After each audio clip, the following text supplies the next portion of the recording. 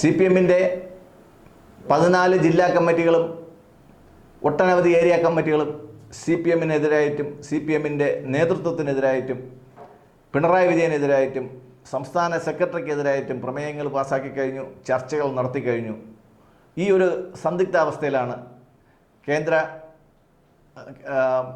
കേന്ദ്രത്തിലെ പ്രധാനമന്ത്രിയെ സന്ദർശിക്കുന്ന സമയത്ത് നമ്മുടെ മുഖ്യമന്ത്രി പ്രധാനമന്ത്രിയെ സന്ദർശിക്കുന്ന സമയത്ത് അപ്രതീക്ഷിതമായി ഒരു റെയ്ഡ് മുൻ മുഖ്യമന്ത്രിയുടെ വീട്ടിൽ ED നടത്തിയത്.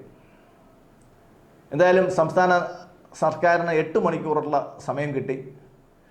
ശരിക്കും നമ്മൾ ആ ദൃശ്യങ്ങൾ കണ്ടപ്പോൾ നമ്മൾ അന്തം വിട്ടുപോയി. കേരളത്തിൽ ഒരു ആഭ്യന്തരമന്ത്രി ഉണ്ടോ എന്ന്. ശ്രീ പിണറായി വിജയൻ്റെ കാലത്ത് നടന്നിരുന്ന അന്ന് ഉണ്ടായിരുന്ന അതേ ഉദ്യോഗസ്ഥ വൃന്ദം തന്നെയാണ് കേരളം ഇന്നും ഭരിക്കുന്നത് എന്നുള്ളത് കേരള ഗവൺമെൻറ്റിനെ തിരഞ്ഞെടുത്ത ജനങ്ങളുടെ മുഖത്തുള്ള ചീമുട്ടയറായിപ്പോയി. ആഭ്യന്തര സെക്രട്ടറി ഇതുവരെ മാറ്റിയിട്ടില്ല.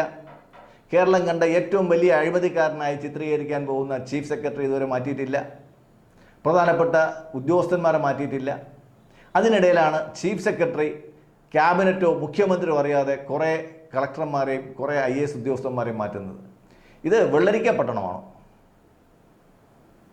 ഈ ചീഫ് സെക്രട്ടറി എന്ത് ധൈര്യത്തിലാണ് ഇതൊക്കെ ചെയ്തത്?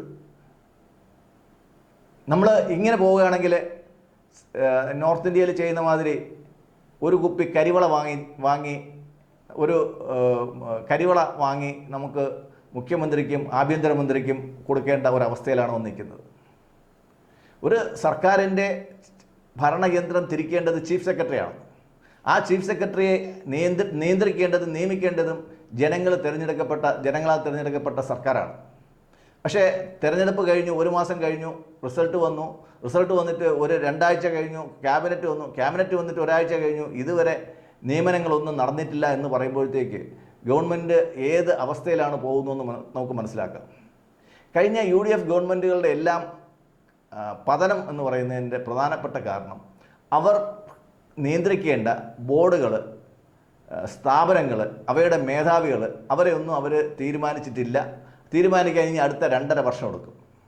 അതിനു മുമ്പ് പ്രതിച്ഛായ വിവാദങ്ങളുണ്ടാവും, ശൈലി മാറ്റങ്ങളുണ്ടാവും, ഈ സർക്കാർ തന്നെ വീഴുന്ന ഒരവസരം ഉണ്ടാവും. അപ്പോൾ ശ്രീ VD സതീശനെ പോലെയുള്ള പരിണതപ്രജ്ഞരായ നേതാക്കൾ നയിക്കുന്ന ഒരു ക്യാബിനറ്റ് ഇത്തരം കാര്യങ്ങളിൽ വളരെ അടിയന്തരമായിട്ട് ശ്രദ്ധിച്ചില്ലെങ്കിൽ ഇന്നലെ തിരുവനന്തപുരത്ത് നടന്നതുപോലുള്ള നാണം കെട്ട സംഭവങ്ങൾ കേരളത്തിൽ മൊത്തം അരങ്ങേറും എന്നുള്ളതിനകത്ത് യാതൊരു സംശയവുമില്ല. നന്ദി, നമസ്കാരം.